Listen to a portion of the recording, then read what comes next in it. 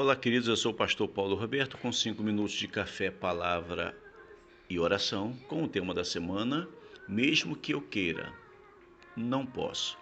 Estamos em Jeremias capítulo 20, versículo 9, a parte A que diz: Mas se eu digo não o mencionarei, nem mais falarei seu nome. O terceiro sentimento que toma conta do coração do profeta, talvez, quem sabe, já passou pelo seu coração, que é pregador do evangelho, que é desistir da pregação. Desistir de propagar o evangelho, a palavra de Deus, as escrituras. Eu sei exatamente, irmãos, o que Jeremias está sentindo quando ele falou isso. Eu imagino quando ele expressou estas palavras: mas se eu digo não o mencionarei, nem mais falarei o seu nome. Eu consigo entender o sentimento que pulverizou o coração deste homem de Deus.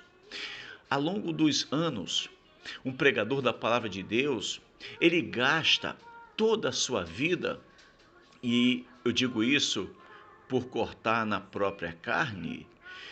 Um homem de Deus, um pregador do evangelho, ele gasta toda a sua vida em 4 prioridades.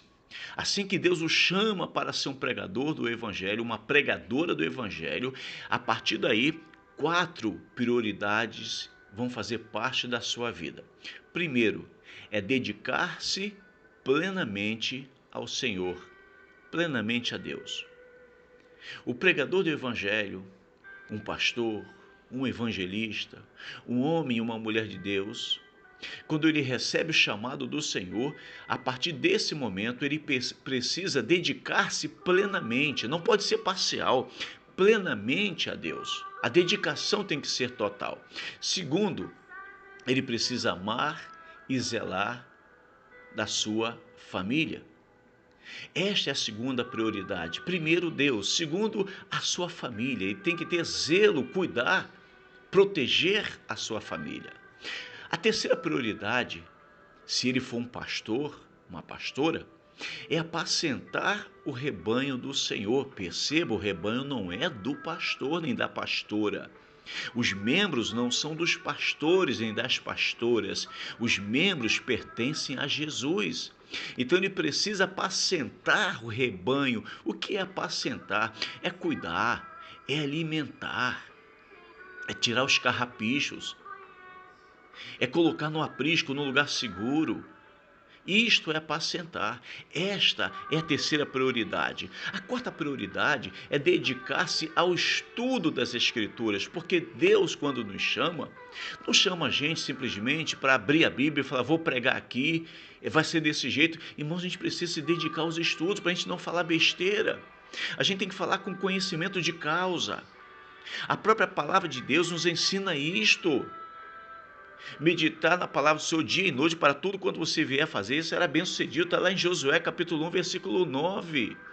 Então a gente precisa estudar as Escrituras. Paulo estava no seu momento final de vida, tinha uma semana só de vida, mas ele fez 2 pedidos para que levassem a capa dele, porque possivelmente ele estava sentindo muito frio.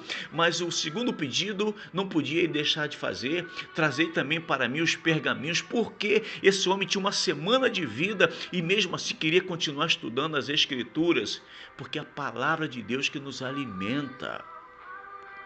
Quando a gente olha em 1 Coríntios 9, 27, diz assim: olha, antes subjugo o meu corpo e o reduzo à submissão, para que depois de pregar a outros, eu mesmo não venha ficar reprovado. Por isso, queridos, a gente precisa entender 4 prioridades na vida de uma mulher e de um homem de Deus: dedicar-se plenamente a Deus, amar e zelar pela sua casa, pela sua família, apacentar o rebanho do Senhor e dedicar-se ao estudo das Escrituras. Ainda que, irmãos, que tudo isso seja maravilhoso, entenda bem, ainda que tudo isso seja maravilhoso, chega uma hora em que o cansaço e as decepções, as cobranças, o medo de fracassar e as tristezas tentam fazer com que um servo de Deus venha parar de pregar ou de viver o evangelho. Você consegue entender? o peso da responsabilidade que estava nos ombros de Jeremias. Por isso Jeremias está tão cansado, tão fadigado, tão decepcionado com tanta gente, tanta coisa, que ele diz, olha, ele diz, mas se eu digo, não mencionarei, nem mais falarei o seu nome. Jeremias não quer pregar, não quer saber mais de nada, ele está querendo jogar tudo para o alto. E aí você pergunta, pastor, ele fez isso? A gente vai ver na próxima mensagem. Que Deus te abençoe. Não sei se essa é a tua condição, se é isso que você sente, mas se você sentiu, eu entendo você, mas vamos orar, Pai, em nome de Jesus, que a tua filha e teu filho, por causa das lutas, das tribulações, do peso, da responsabilidade de se dedicar ao Senhor, de cuidar da sua família, de apacentar o rebanho, de se dedicar às escrituras, sabe, o Senhor, que em nome de Jesus, isso não venha cair por terra, mas que o teu filho e tua filha permaneça firme em ti, em nome do Senhor, amém. Querido Senhor, se esta mensagem falou no seu coração, curta, comente, compartilhe.